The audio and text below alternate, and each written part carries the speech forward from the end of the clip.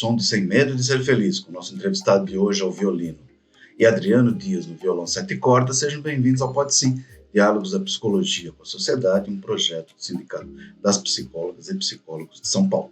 Eu sou Norian Segato, jornalista, e hoje converso com Marcelo Kimati, que além de violonista nas horas vagas, é médico, psiquiatra, antropólogo e cientista social, já tendo atuado em diversas áreas de saúde mental. Atualmente, ele assessora a presidência da Fundacentro, órgão governamental de pesquisa sobre saúde e ambientes de trabalho.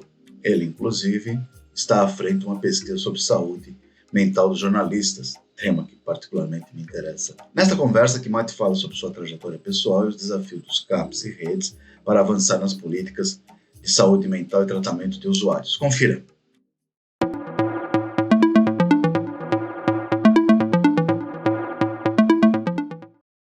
Olá, bem-vindos ao Pode Sim, Diálogos da Psicologia com a Sociedade, o projeto do Sindicato das Psicólogas e Psicólogos de São Paulo. E hoje eu tenho o prazer de conversar com o psiquiatra e pesquisador Marcelo Kimati. Marcelo, obrigado por atender o nosso convite. Eu sei que você está voltando de férias, né? É um período que está sempre muito complicado, tem muita coisa para dar conta, então agradeço você tirar esse tempo para falar com a gente. Eu queria iniciar pedindo para você assim, contar um pouco sobre a sua trajetória profissional e da sua militância na luta antimanicomial, né? E já emendando, como é que você avalia esse projeto que está sendo discutido no Congresso, até meio a toque de caixas, sobre criminalização do porte e uso de drogas? Essa política, de fato, ajuda a diminuir o consumo e o tráfico ou não? Bom, bom dia, muito obrigado pelo convite, Norian, é um prazer muito grande estar aqui.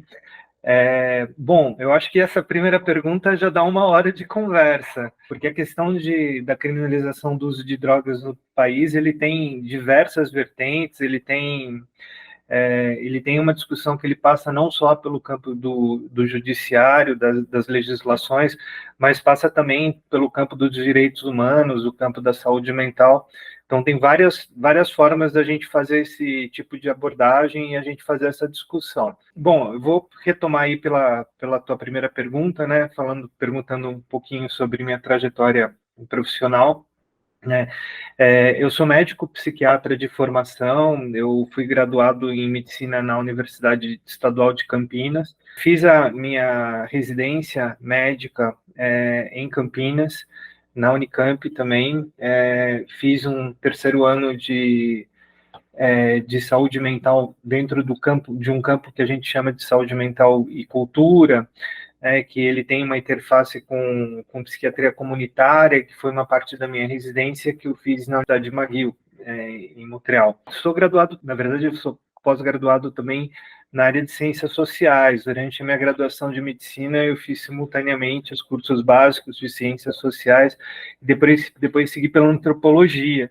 Cheguei até a defender um trabalho de final de curso, né, em ciências sociais na área de saúde mental. Fiz mestrado também na Universidade de Campinas, no curso na área de saúde mental, dentro da Faculdade de Ciências Médicas, e fiz doutorado dentro de uma área de antropologia na Unicamp também. Terminando o meu doutorado, eu já tinha uma atuação dentro da área de saúde pública junto à saúde mental na atenção primária, que era um debate que ele começava muito nos anos 2000 em relação a essa aproximação entre as políticas de saúde mental, que elas estavam muito pautadas dentro dos processos de desinstitucionalização, mas uma discussão, né, da criação de uma política integral na área de saúde mental que ela tinha que envolver a atenção primária.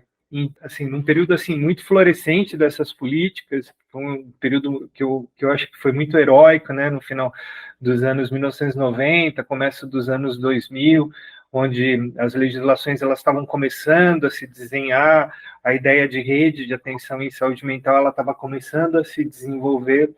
Eu tive a oportunidade de trabalhar isso ainda durante o período que estava fazendo mestrado e durante o período que estava fazendo doutorado, de uma experiência super interessante no município de Amparo. E essa experiência ela foi muito marcante. Eu trabalhei em várias unidades básicas de saúde, atuando como psiquiatra, dentro de um processo de trabalho que depois a gente viria a chamar de apoio matricial, a gente viria a chamar de um processo muito parecido com o que foi desenvolvimento no Núcleo de Apoio à Saúde da Família, né, coordenando algumas ações de cuidado por parte dos psicólogos e descentralizando um ambulatório de psiquiatria e psicologia que tinha no município. Que essa foi de fato, a minha primeira atuação, tanto dentro do campo de gestão quanto do campo de formulação de políticas na área de saúde mental. Foi uma experiência que, posteriormente, ele ajudou muito a subsidiar,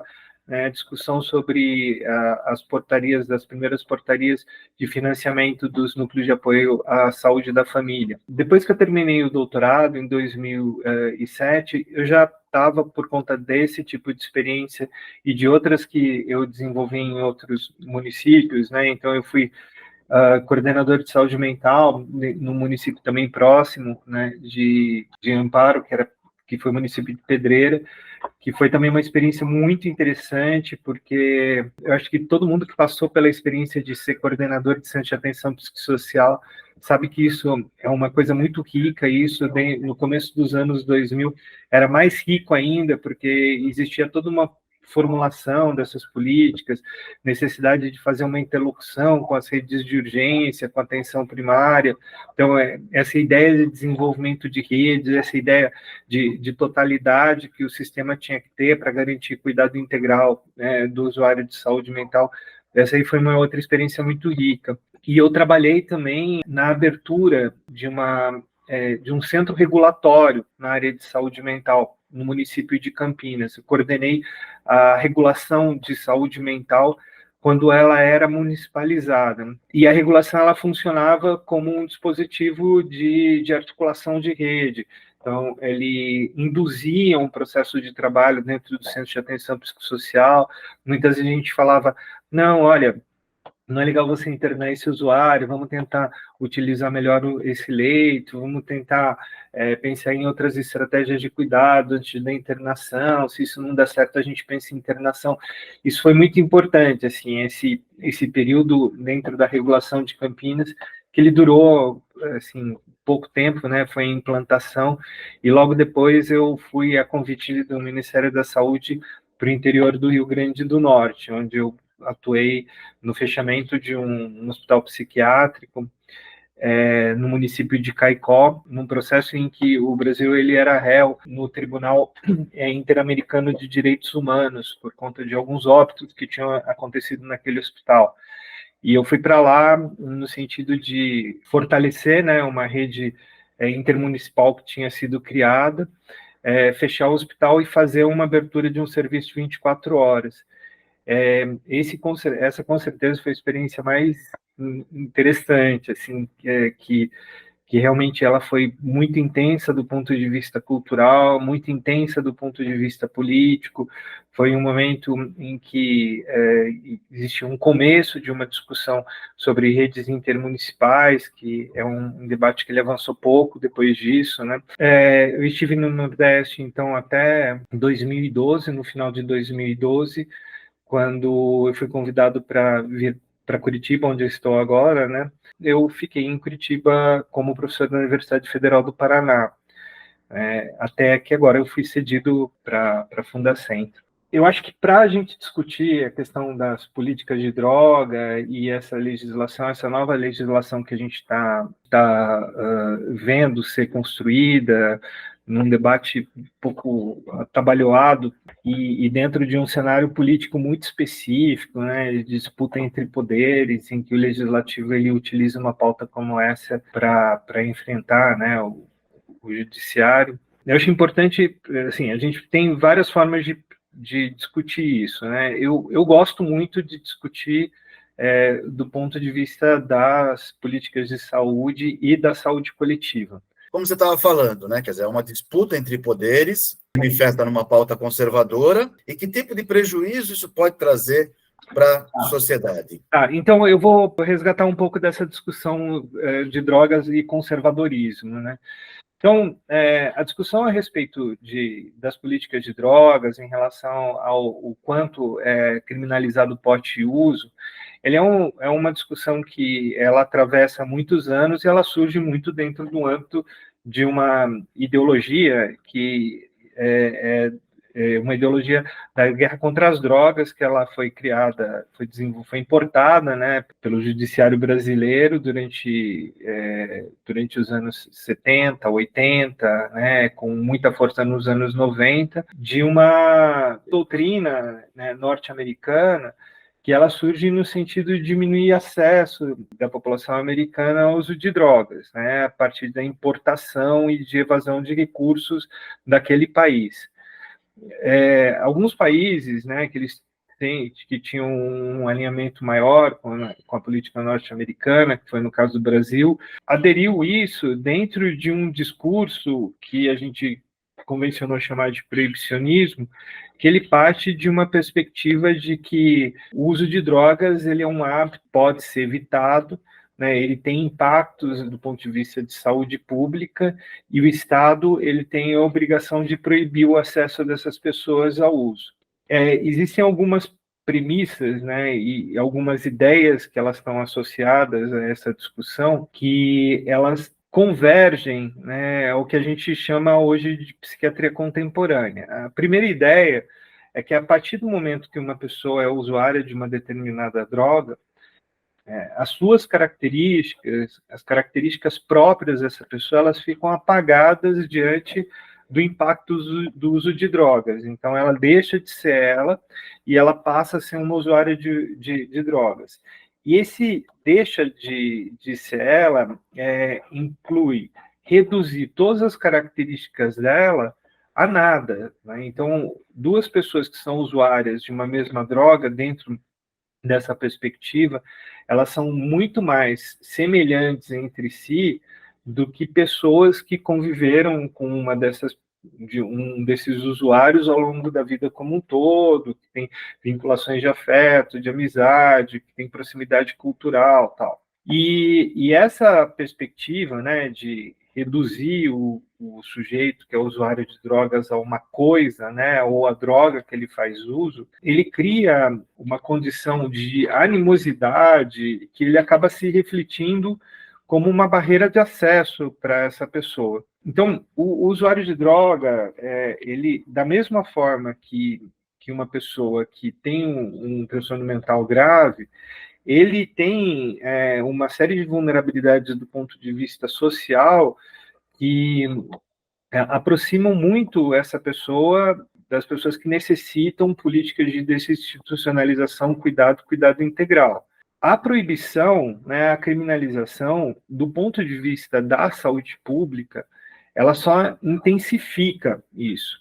Ela intensifica a diminuição de acesso dos usuários de droga à rede pública de saúde, ela intensifica as barreiras de acesso que o sistema como um todo eles criam em relação a esse usuário, eles trazem uma proximidade dessas pessoas com o tráfico, com situações que elas colocam elas em vulnerabilidade de várias e várias ordens, e elas acentuam uma desigualdade social, uma vez que a gente tem que ver que problemas relacionados ao uso de drogas, eles são problemas crônicos que eles implicam em empobrecimento da pessoa, diminuição da capacidade de trabalho, afastamento, tal.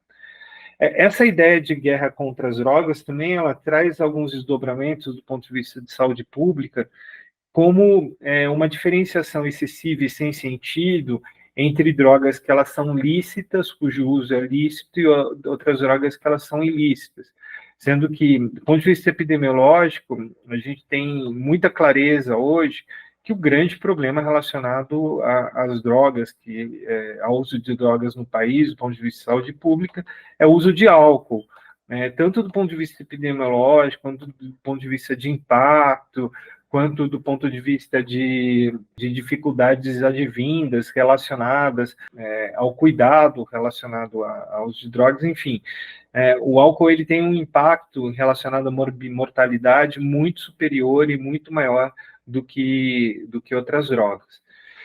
Então, essa doutrina, essa ideologia de guerra contra as drogas que existe hoje, ela tem um impacto de várias ordens, de várias dimensões, e vários eixos, e que ela tem como um desdobramento e um acirramento políticas cada vez mais conservadoras. Desculpa só te interromper, mas também parece que esse tipo de política vai muito de encontro ao ideário das comunidades terapêuticas, né, que trabalham não com redução de danos, mas com absenteísmo total. Então, parece que é um tipo de lei que é muito mais prejudicial ao usuário do que ao tráfico, que vai continuar trabalhando. O tráfico vai continuar funcionando do mesmo jeito. Não é esse tipo de política que vai resolver esse caso, mas vai atacar justamente o usuário. Então, desde 2007, 2006, 2007, a gente teve um aprofundamento dentro essas duas perspectivas de políticas de cuidado. Uma política que ela é proibicionista, que fala que, olha, o uso de drogas ele não tem uma outra solução que nem a promoção de abstinência, e isso ele tem que ser feito muitas vezes do ponto de vista involuntário, e aí criam-se grandes políticas de internação involuntária, em massa, etc., como aconteceram algumas vezes. E uma outra política que fala, olha, o sujeito que ele é usuário de drogas, ele continua sendo ele mesmo, ele tem o território no qual ele vive, tem as relações sociais, tem o trabalho, tal, que pessoa precisa de um apoio para resgatar, né, essa condição como um todo. Essa primeira política, né, que ela é voltada mais conservadora, mais proibicionista, ela parte dessa ideia de que o Estado ele tem um papel não só de controlar o acesso ao uso, mas tratar, mesmo que involuntariamente, pessoas que elas teoricamente não teriam capacidade de escolher, né, em relação à própria condição, em relação a como que elas lidam com a questão da saúde delas. Né? Esse primeiro modelo, ele tem se tornado cada vez mais forte dentro desse movimento conservador que a gente tem no país desde 2015, desde 2016, que ele aparece particularmente mais forte. Só que no período anterior a esse, desde 2007 mais ou menos, essa oposição entre dois modelos de sociedade, eles aparecem dentro desse debate das drogas, e essa polarização que a gente vê dentro da política nacional há alguns anos, ele aparece muito mais nesse debate em relação às drogas, né, desde 2006, 2007. Então, a discussão sobre criminalização, não criminalização, modelo de atenção ou não na área das drogas, ele antecede em muitos anos, né, esse cenário de polarização que a gente tem no país. E ele antecede também vários anos, né, o papel das grandes igrejas evangélicas, no sentido de criar dentro disso uma pauta conservadora, de acentuar, né, que dentro desse fenômeno muito relevante do ponto de vista epidemiológico, o modelo assistencial ele não conseguiu encontrar escala o suficiente, né, não conseguiu encontrar dimensão e escala, dimensionamento e escala suficiente para lidar com esse fenômeno como um todo. E aí, o que acontece, Norian, é que nós temos um modelo de atenção, né, que ele é muito eficaz e ele converge para esse cuidado como um cuidado em território, pautado na singularidade do sujeito, observando a necessidade de que essa pessoa ela seja tratada dentro das suas características, né? E esse modelo ele é adequado, porque ele é territorial, ele dá amplo acesso, ele tem uma interlocução em rede, ele garante cuidado integral. No entanto, ele não tem dimensionamento suficiente. Que a gente tem uma discussão hoje, por exemplo, que como que você pensa, né, um serviço de funcionamento 12 horas para usuários de álcool e outras drogas, cobrindo uma população de 50 mil habitantes, que é o mesmo dimensionamento de serviços que eles têm que lidar com situações graves do ponto de vista de saúde mental, mas com um impacto epidemiológico muito menor. Então, vamos lá, entre 10 pessoas, cada 10 pessoas, uma ou duas têm algum tipo de problema relacionado a álcool e drogas. Né? Cada 100 pessoas, 2 ou 3 têm algum tipo de problema relacionado a algum transtorno mental grave. Então, o dimensionamento epidemiológico é muito diferente. as ações de investimento, estratégias a serem desenvolvidas para usuários de álcool e outras drogas dentro desse modelo de atenção psicossocial que nós temos e que ele é definido como uma política de Estado no Brasil, ele teria de ser muito diferente. E esse dimensionamento das políticas na área de saúde mental, ele é pensado dessa mesma forma desde os anos 2000. Desde os anos 2000, as nossas portarias elas não mudam o dimensionamento. Elas não falam que, olha, diante de todo o acúmulo de experiência que nós temos com a existência de centros de atenção psicossocial no Brasil, nós teríamos de diminuir o número de pessoas que têm cobertura para cada serviço, para um a cada 20, 30 mil. A gente não tem esse tipo de reflexão. Então, a nossa política, nesse sentido, ela acabou virando conservadora. A gente continua repetindo a ideia de que um serviço para usuário de álcool e outras drogas, para cada 50 mil habitantes, ele é um dimensionamento bom, e não é um dimensionamento bom. E aí o que acontece na esteira é que, como a gente não tem a expansão necessária dentro desse modelo de atenção, com o tempo, esses grupos mais conservadores, eles falam que o problema é o modelo, e não esses detalhes na construção desse modelo e da expansão necessária dentro desse modelo. Então, é um momento que a gente tem de fazer, dentro do âmbito das políticas de saúde mental e álcool e outras drogas, a gente tem que fazer uma reflexão não em relação aos princípios do modelo, mas em relação a como que é esse dimensionamento, qual o grau de investimento, até onde a gente precisa ir, quanto que o Brasil precisa gastar, qual o percentual do investimento total em saúde que a gente tem dentro das políticas de drogas, tal. Então, existe uma ideia absurda dentro da lógica das comunidades terapêuticas, porque enquanto modelo, elas não garantem nenhum dos princípios do SUS, elas não garantem nem livre acesso, elas não permitem que o cuidado seja integral, promoção de equidade, nem nada do tipo. Então, é um modelo que ele não tem nada a ver com o Sistema Único de Saúde, mas que eles acabam se proliferando na medida em que existe um falso debate em relação à eficácia do modelo de atenção ao usuário de álcool e outras drogas dentro dos princípios de atenção psicossocial, quando o que a gente tem que discutir não é o modelo em si, mas o dimensionamento desse modelo, o quanto tem de existir de investimento, como que esses serviços de saúde mental eles têm de criar interlocução com a atenção primária, se tem que existir algum tipo de mecanismo regulatório, qual que é a carteira de serviços dos serviços de saúde mental, álcool e outras drogas, como que se dá esse diálogo com a comunidade, com os movimentos, quais que são as formas de reinserção social de pessoas que elas foram institucionalizadas por anos dentro de comunidade terapêutica, instituições de usuários de álcool, para usuários de álcool e outras drogas. Então, nós temos primeiro uma falsa polêmica em relação à eficácia do modelo, e aí a gente tem um falso debate, se qual dos dois modelos eles devem existir. As comunidades terapêuticas elas não são um modelo, elas não são modelos porque elas não têm convergência com uma política de Estado brasileiro, que é o Sistema Único de Saúde. Esse é um debate muito complexo, né? Porque, inclusive, se a gente for pensar, você está falando desde o começo dos anos 2000, a gente teve 4 anos agora de um governo tipicamente conservador, mas praticamente 16 anos de um governo democrático, em que se avançou muito essas políticas, se fecharam alguns manicômios, etc. Mas, como você próprio falou, ainda está faltando um redimensionamento, tanto financeiro quanto de políticas sociais gerais. Então, acho que é um debate ainda mais profundo, mas eu queria mudar um pouco de assunto para a gente abordar outras questões, né? Como você falou, só essa conversa, só esse tema já dá uma conversa para várias horas, mas eu queria pegar um pouco a questão de medicalização. Você coordenou recentemente um trabalho, um livro publicado pela editora CRV, você e outros autores, que trabalha essa questão da medicalização.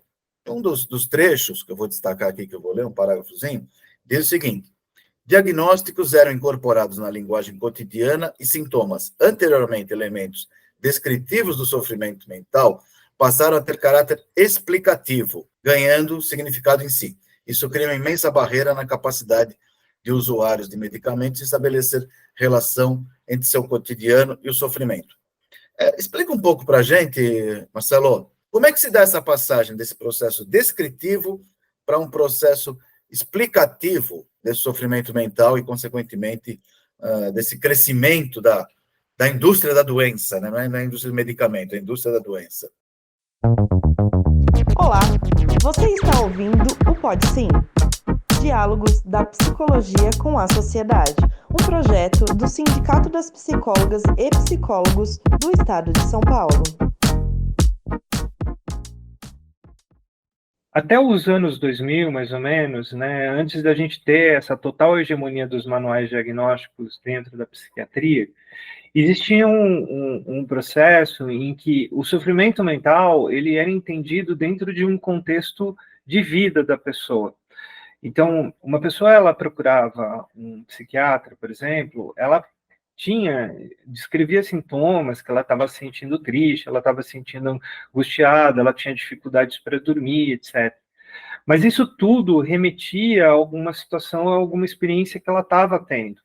Então, olha, eu estou me sentindo assim desde que eu comecei a ter problemas conjugais, eu estou me sentindo assim desde que o meu filho nasceu, eu estou me sentindo assim desde que eu comecei a ter problemas no trabalho.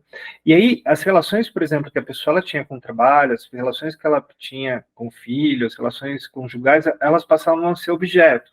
Então, o objeto não eram os sintomas em si, mas aquilo que trazia os sintomas à vida da pessoa. Então, o objeto das abordagens, elas continuavam sendo o sujeito. Então, sempre que se descrevia um sintoma, ele remetia a algum aspecto da vida ou alguma característica da pessoa que seria aquilo sim explicativo do sintoma.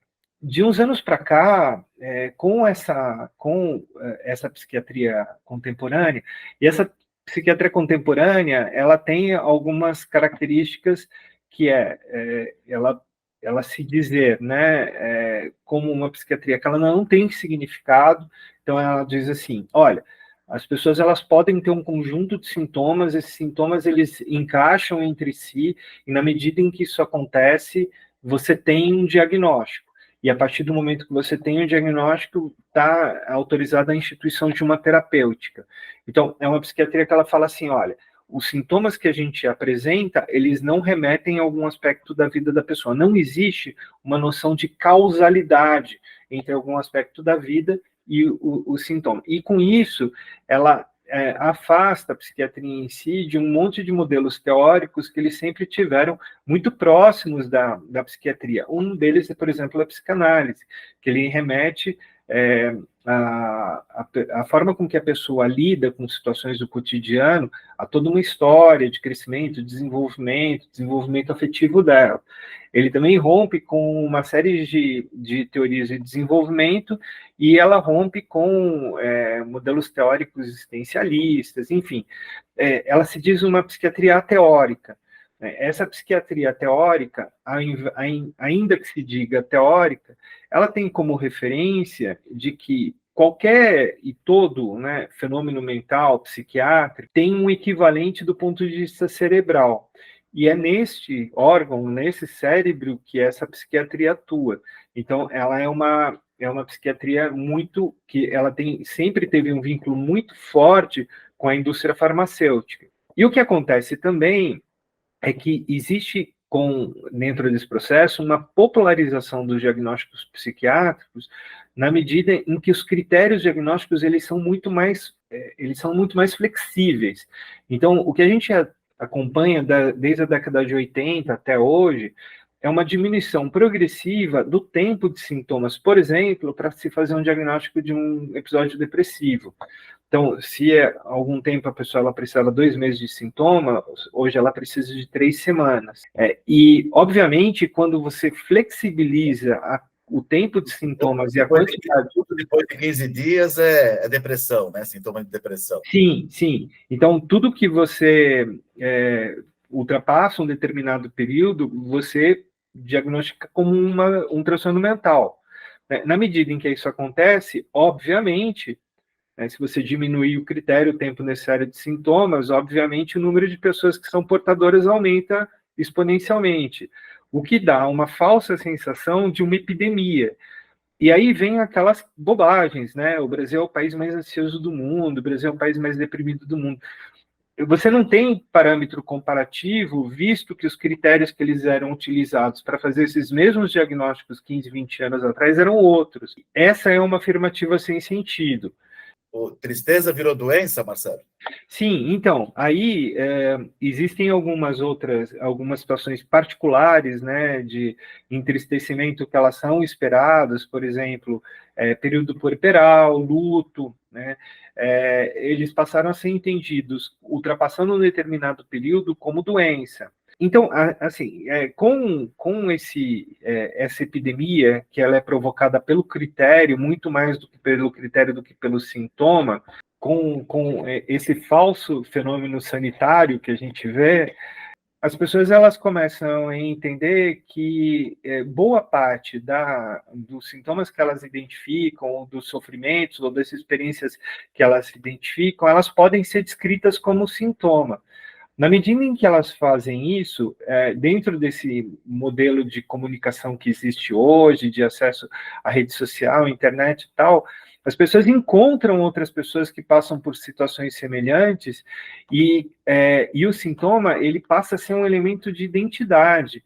Então, e isso é muito impressionante como a gente vê, primeiro, nos transtornos de humor, incluindo principalmente transtornos de ansiedade, como a gente vê também dentro hoje dos transtornos do espectro autista, o parâmetro de corte, ele ficou tão próximo das experiências cotidianas que é muito fácil uma pessoa ela ser diagnosticada na medida em que ela tem percepções diferentes em algum momento da vida, percepções diferentes do que a maior parte das pessoas em algum momento da vida. Então, o que a psiquiatria ela faz é tornar diagnóstico e fenômenos, tornar médicos fenômenos que eles não são médicos, a partir de pequenas diferenças de como que a pessoa ela se coloca na vida social, ela se coloca dentro das relações, como ela experimenta aquilo. Então, tudo o que não é absolutamente usual e dentro de uma média, ele passa a ser entendido como um fenômeno médico. E, portanto, e dentro desse modelo de psiquiatria, que ele é muito próximo da indústria farmacêutica, potencialmente medicalizável. Isso a gente vê e é amplamente estudado em vários diagnósticos, em vários fenômenos. Um deles, por exemplo, é o transtorno de déficit de atenção e hiperatividade. O que eu acho importante dizer que nós não estamos negando, né, a existência desses problemas, né? Claro que existem transtornos depressivos, claro que existem transtornos de ansiedade. O problema é o ponto de corte. A partir do momento do ponto de corte, você inclui maior ou menor parte da população. E aí tem um outro desdobramento. Como alienista do... Desculpa estar interrompendo. Claro. É meio como alienista do Machado de Assis, né? Quer dizer, a psiquiatria virou um grande doutor Bacamarte, né? Só que em vez de internar, vende remédio, dá lucro para a indústria farmacêutica. E aí esse lucro para a indústria farmacêutica, ele tem um outro desdobramento também. Essa psiquiatria ela explode quando surgem os inibidores de captação de serotonina. No final dos anos 90, eles se popularizam no início dos anos 2000. E uma das ideias, né, e que permitiu que não só psiquiatras, não só cardiologistas fossem grandes prescritores dessas medicações, é o fato de que elas são supostamente muito seguras. E elas são muito seguras a partir do parâmetro que se existe em relação à medicação anterior. As medicações anteriores, que eram os antidepressivos tricíclicos e antidepressivos tricíclicos, eles tinham, de fato, mais toxicidade. Só que essa ideia de segurança dos antidepressivos, ela não é uma segurança que ela se verifica a usuários de longo prazo. E longo prazo que eu estou dizendo é a partir de 2 anos de uso. Então, hoje, 10 anos depois do início da comercialização, do boom da comercialização dessas medicações, a gente começa a ver, a partir dos anos 2010, de que o uso crônico, né, boa parte dos usuários ele cronifica, existem sintomas de abstinência quando a pessoa interrompe o uso, que a pessoa ela desenvolve tolerância ao uso de antidepressivos serotoninérgicos, que existem fenômenos em que a pessoa ela desenvolve tolerância progressiva a vários antidepressivos serotoninérgicos, e a partir dessa tolerância ela desenvolve um quadro que em algum momento nenhuma medicação ela faz efeito e ao mesmo tempo ela não consegue interromper o uso de medicações porque ela tem uma piora importante do humor. Então, a gente está vendo da pior forma possível que o que essas drogas elas prometiam, elas não entregam, que é principalmente em relação à questão de segurança e a possibilidade de uso contínuo dessas medicações.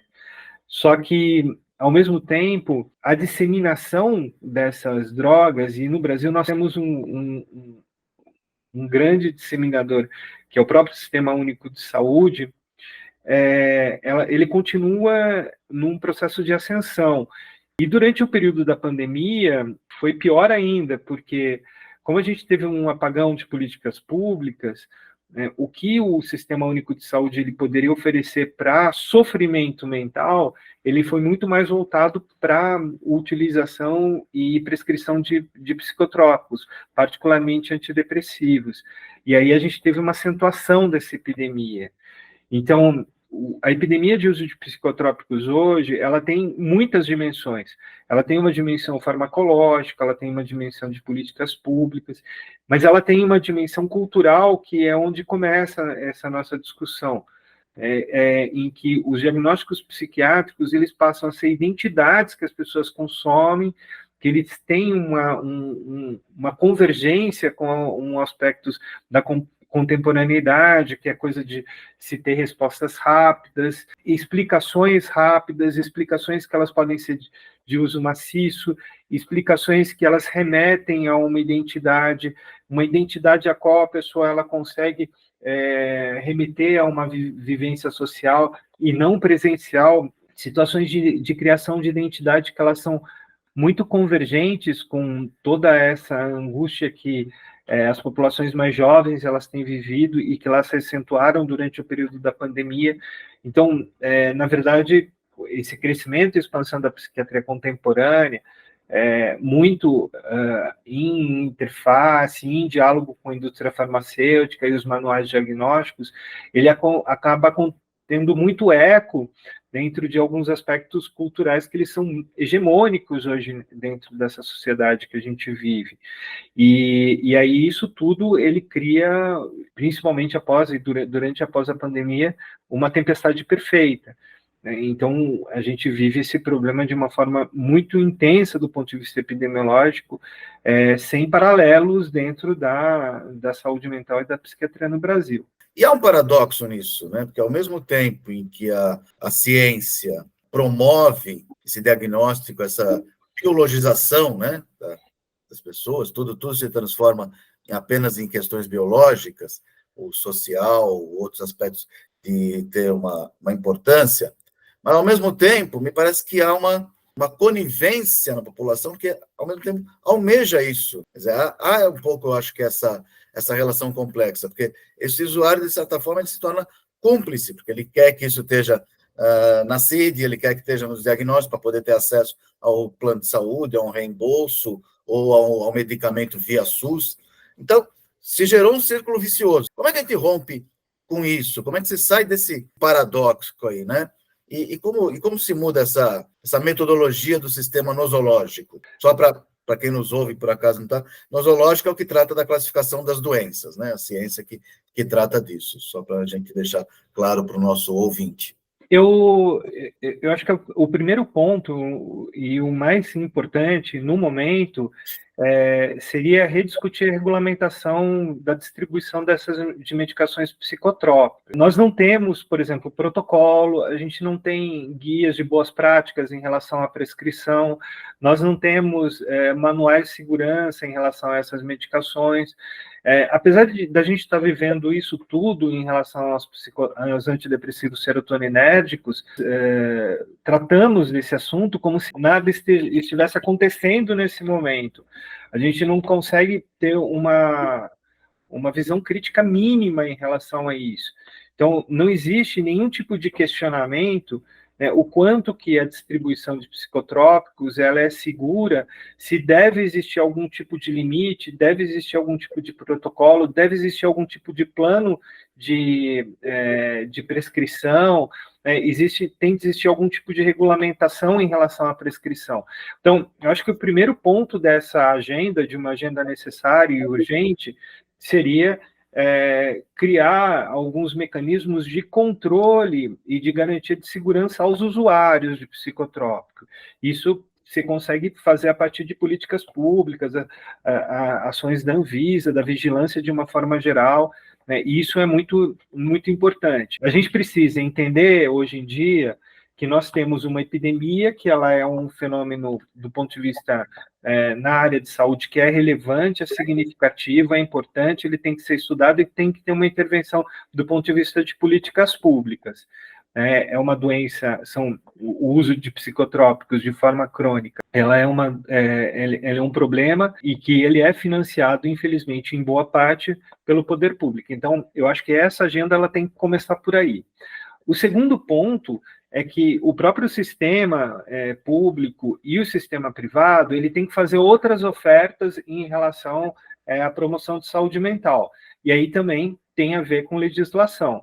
Só que, para isso, a gente tem que dar um passo atrás e falar assim, olha, as questões relacionadas à saúde mental, elas envolvem outras questões que não só os neurotransmissores e fatores de risco. Então, por exemplo, teve uma aprovação e uma sanção de uma lei que ela dá um selo, que eu havia comentado, de empresa promotora de saúde mental. E ainda que tenha uma coisa interessante nessa iniciativa, que ela pode incentivar, né, o setor privado, empresas, a serem mais cuidadosas com a questão de saúde mental, isso não pode ser limitado a um pacote de ações que elas supostamente diminuem a vulnerabilidade.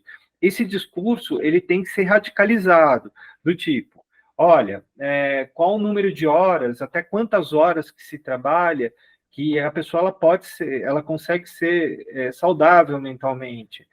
Esse número de horas é igual para todas as ocupações. Que tipo de vulnerabilidade em relação à saúde mental a gente encontra em cada tipo de atuação?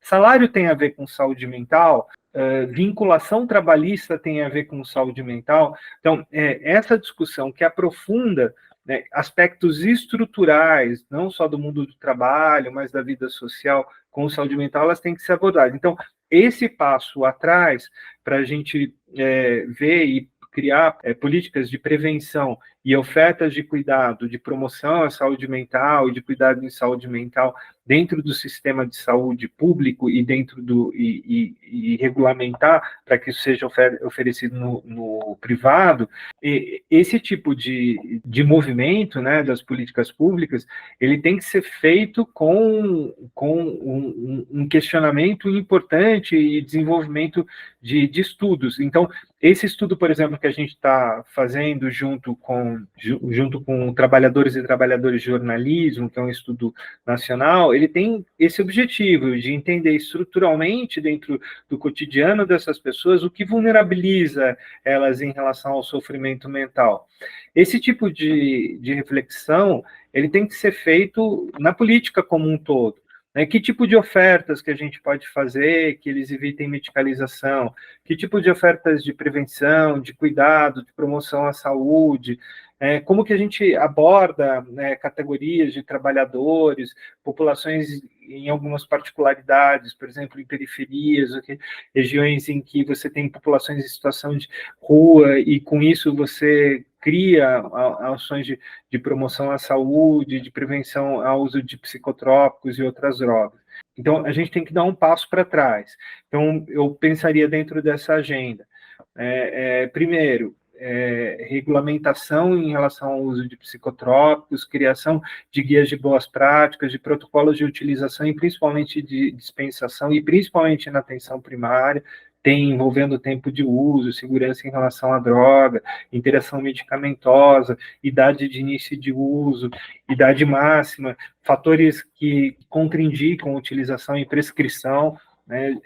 Esse tipo de regulamentação é necessário. Segundo ponto da agenda, pensar que tipos de ofertas que elas seriam necessárias para que a gente diminuísse esses fenômenos de medicalização.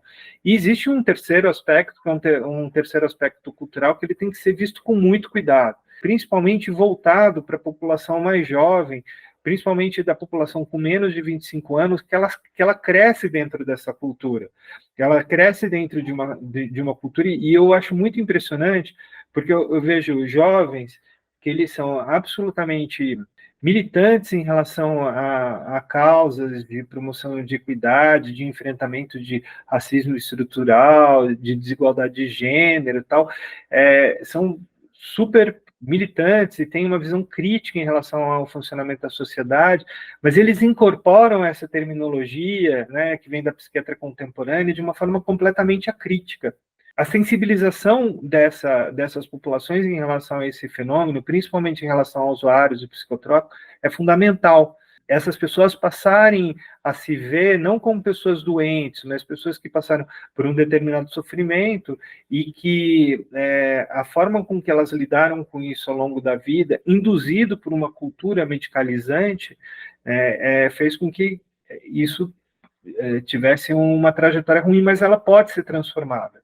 Todo médico psiquiatra deveria fazer antropologia também, para poder entender isso, Marcelo? Não, todo médico psiquiatra tinha que fazer um curso de prescrição das drogas que eles mesmos prescrevem, né? Com um entendimento que a segurança ela não é tão grande quanto se pressupõe. Núria, o principal problema que eu vejo é que os profissionais médicos veem essas drogas como muito mais seguras e eles acham que entendem muito mais dessas drogas do que eles de fato entendem, porque o conhecimento médico ele se desenvolve num ritmo diferente do que esse conhecimento é incorporado dentro das práticas médicas. Então, por exemplo, ainda que a gente saiba, desde a década de 1970, que o uso de benzodiazepínico, ele cria dependência, ele cria tolerância, o uso de clonazepam, ele tem que ser feito com muito cuidado, a gente não ultrapassa essas prescrições por mais de um mês, porque a pessoa ela começa a ter tolerância e desenvolver dependência, e ter problemas, efeitos colaterais, como alteração de memória e de atenção, que são muito importantes, que a gente não deve prescrever essas medicações benzodiazepínicos para pessoas com mais 60, 65 anos, enfim, a gente tem isso tudo, ele é conhecido desde a década de 1970, e, no entanto, a prescrição de benzodiazepínicos, ela vem num ritmo crescente no Brasil. Então, o fato disso ser claro, e isso está na literatura, e isso ser hoje uma evidência científica, e consenso entre médicos psiquiatras e tal, essas mesmas pessoas, elas continuam prescrevendo dessa forma. Então, existe uma diferença do que é a prática médica e o que é o conhecimento médico. Ainda que boa parte das associações de psiquiatria, ela grite aos quatro ventos, que todas as práticas que são desenvolvidas, elas são científicas. Não são. O psiquiatra, ele não é um cara que ele diagnostica e ele trata sem ter demandas pessoais, afetivas, emocionais, utilizar a própria história dele, enfim, existe muita subjetividade. Boa parte dos prescritores de psicotrópico, eles não fazem diagnóstico, eles utilizam psicotrópicos como sintomáticos, como medicações sintomáticas. Portanto, não tem como ter plano de tratamento. Então, o que os psiquiatras eles precisam é de coisas muito mais básicas do que fazer antropologia. Só contextualizando, você citou a pesquisa dos jornalistas, contextualizando para quem nos assiste aqui, essa é uma pesquisa que ela foi elaborada, assim, um projeto pela FENAGE, Federação Nacional dos Jornalistas, do qual eu tive a honra de participar, eu sou diretor da FENAGE, e foi procurado a equipe da Fundacentro, presidente Pedro Tourinho, você que é assessor da presidência, e vocês abraçaram esse projeto e espero que, como você disse, tenhamos resultados que possam intervir, inclusive, nos ambientes de trabalho. Para a gente fechar a conversa, Infelizmente, temos uma limitação de tempo. O que você acha de experiências de entidades ou de organizações como a MED em Brasil, que é um grupo internacional de denúncia sobre medicalização, e aqui no Brasil é coordenado pelo Dr. Paulo Amarante, o Despatologiza, que tem à frente a doutora Cida Moisés, ou a própria Abrasme, da Associação Brasileira de Saúde Mental, na qual você já teve uma participação e hoje está na presidência, a Ana Paula Gujor. O que essas entidades podem ajudar nesse debate, Marcelo?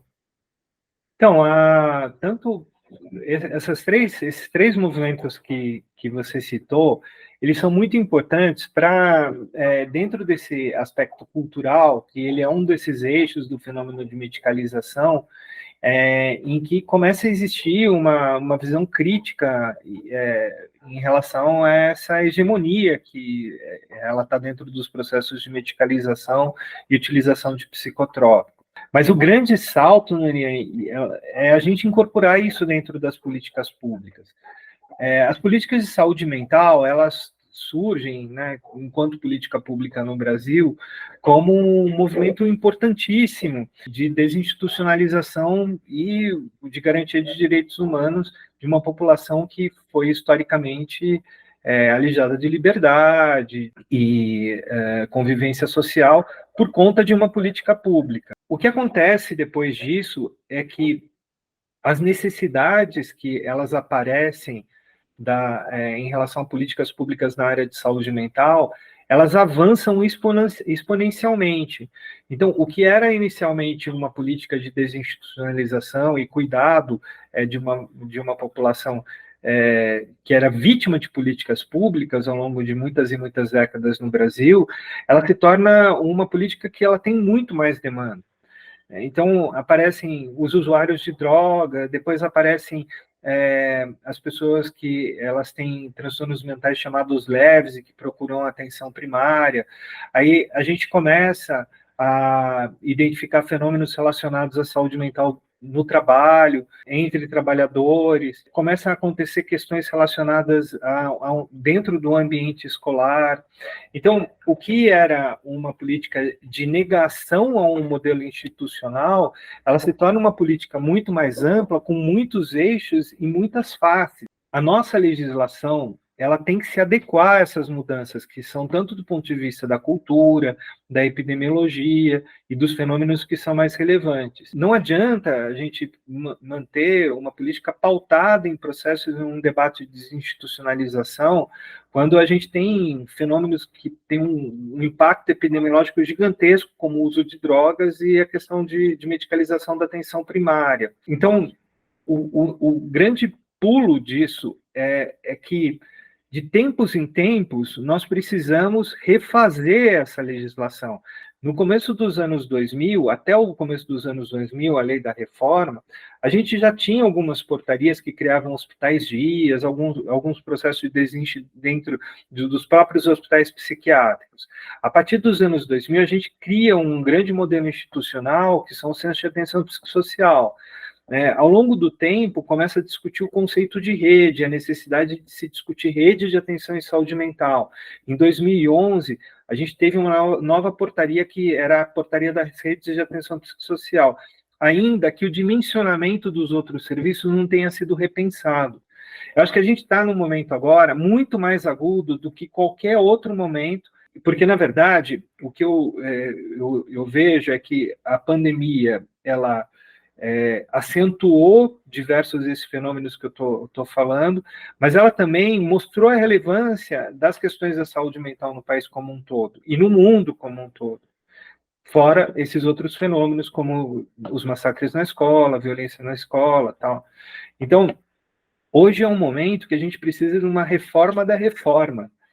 Hoje é um momento que a gente precisa repensar toda essa política, essa legislação de saúde mental, orçamento, como que ela interage, ela dialoga com outras políticas dentro das políticas públicas no Brasil, e esse é um momento muito importante para que se faça isso. Porque o que vai acontecer se não tiver esse movimento de mexer em tudo, vai ser a mesma coisa que está acontecendo em questão das comunidades terapêuticas. o modelo ele vai passar a ser questionado, ou então ele vai ser, tanto, por exemplo, o que aconteceu no outro governo, o governo anterior, de criação de ambulatório, tal, que por conta do dimensionamento e desorganização e desarticulação de rede, e assim, essa incapacidade da gente rever o modelo como um todo, né, os princípios desse modelo eles acabam sendo questionados. Nós temos, de fato, de ter uma saúde mental que ela é territorial, de livre acesso, promotora dos princípios do Sistema Único de Saúde, não promover heterogeneia, e esse é o modelo, né? Não tem sentido do ponto de vista de nenhuma política pública você ter um modelo de atenção baseado em hospital. Isso não existe. Não existe, isso é ilógico, é irracional, do ponto de vista de gestão pública, de gestão financeira, não tem o menor sentido. Mas a gente precisa rever o desenho e o dimensionamento do modelo, porque senão a crítica que recai é o modelo em si. Eu agradeço muito, Marcelo. Conversei aqui com Marcelo Chimati, médico, psiquiatra, antropólogo, cientista social e músico, um bom violinista. Podem procurar nas redes sociais, vocês vão ver ali essa faceta do Marcelo. Marcelo Chimati, muito obrigado. Te agradeço novamente pelas reflexões importantes que traz aqui. Pode Sim, Diálogos da Psicologia com a Sociedade, é um projeto do Sindicato dos Psicólogos e das Psicólogas de São Paulo, sempre trazendo temas instigantes e pessoas interessantes, inteligentes e com esse olhar humano e humanitário para as questões da vida. Muito obrigado, Marcelo, te agradeço. Muito obrigado pelo convite, Norinha. Um grande abraço para você e aos ouvintes.